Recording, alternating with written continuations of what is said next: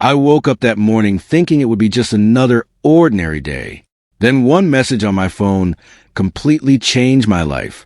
I had just won $500 million. But before I could tell anyone, my own family was already making a decision about me. I checked the numbers 3 times because I thought there had to be a mistake.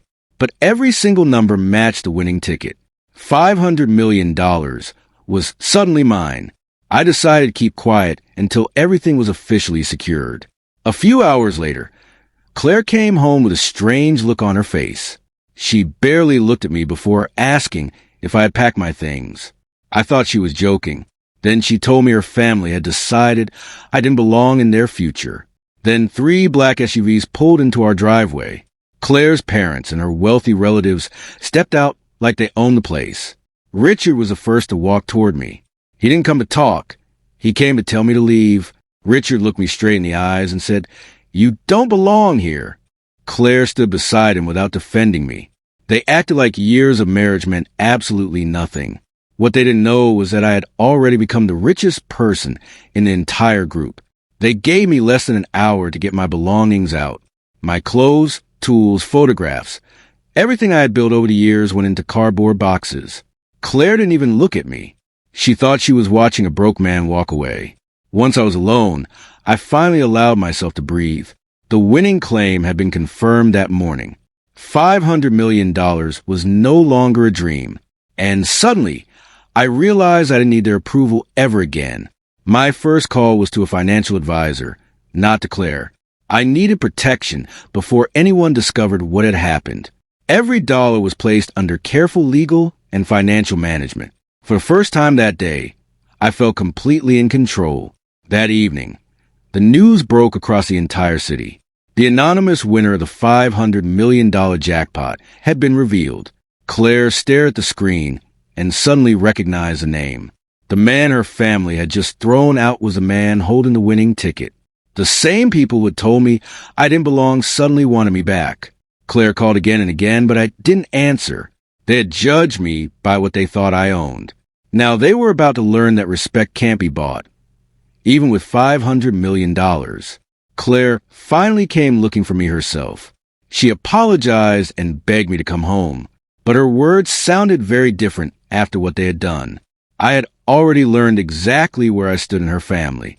Richard approached me with a completely different attitude. He offered money, property, and even a business partnership. I looked at the man who had ordered me off the property.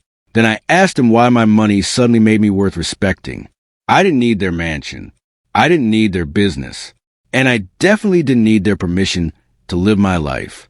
I simply told Richard, "You made your choice and now I'm making mine." Within weeks, I bought a home that belonged entirely to me. No HOA threats. No family members making decisions for me. No one could tell me where I belonged anymore. For the first time, I wasn't trying to prove anything to anyone. But Claire wasn't ready to let go. She appeared at my new property and asked for another chance. She said she finally understood how badly she had treated me. I listened, but forgiveness didn't mean forgetting. Claire finally admitted what I had suspected all along.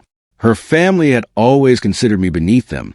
They thought my job and modest lifestyle made me disposable. My lottery win didn't change who I was. It exposed who they were. Soon, the family started fighting among themselves. Everyone blamed Richard for pushing me away. They had expected me to stay powerless and dependent. Instead, their decision had cost them the relationship they valued most. I decided my money would mean more if it helped people. I funded local families who were struggling to keep their homes. I supported workers who had helped my community for years. Unlike my old family, these people valued me before they knew what I had. Claire eventually saw what my new life really looked like. I wasn't wasting the money on revenge or showing off. I was building something meaningful with it. And that was the moment she finally understood what she had lost. I didn't win $500 million that morning. I won something much more important: the freedom to choose my own future. I learned that family isn't always about blood or marriage.